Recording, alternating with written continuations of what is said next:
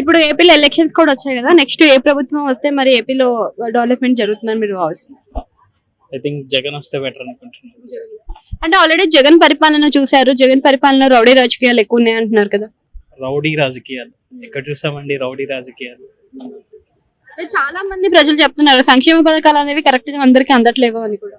అంటే ఇక్కడ 100% న్యాయం జరగాలంటే ఎక్కడ కూడా జరగదు. ఎక్కడ ఒక చోట ఒక 90% జరుగుతుంది, ఒక 10 to 20% కామన్ కొద్దిగా ఇటు అటు ఉండొచ్చు ఇక్కడే. సో ఇప్పుడు జగన్ పరిపాలన కరెక్ట్ ఉంది అంటున్నారు. సో విద్యా విధానం, విద్యా దీవెన అనే పథకాలు విద్యార్థులకు అందట్లేవు అంటున్నారు కదా. విద్యార్థులకు అందలేదంటే మాక్సిమం 90% వరకు అందుతాయండి. ఒక 10% ఎక్కడైనా అందు, ఆ 10% పట్టుకొని లాగకూడదు కదా.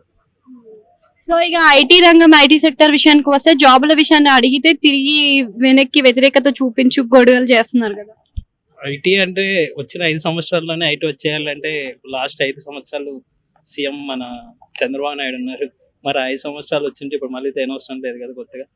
అప్పుడు ఉమ్మడి రాష్ట్రం ఉందన్నారు. చంద్రబాబు నాయుడు వచ్చినప్పుడు ఉమ్మడి రాష్ట్రం ఏం లేదు కదండి మనకి.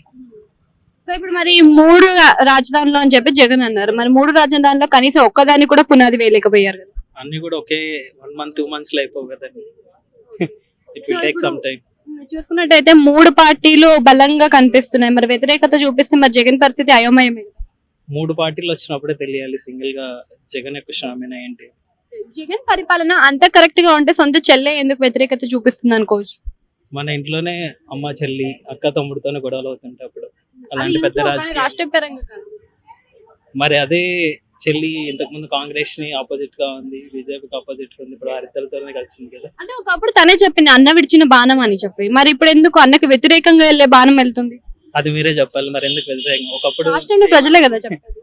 అంటే 1 month లోనే చేంజ్ వచ్చేసింది. అంటే 4.5 years వరకు అన్న వదిలిన బాణం అనేది లాస్ట్ 5 to 6 months లో మాత్రమే తను రివర్స్ అయిపోయిందంటే మీరు అర్థం చేసుకోవాలి.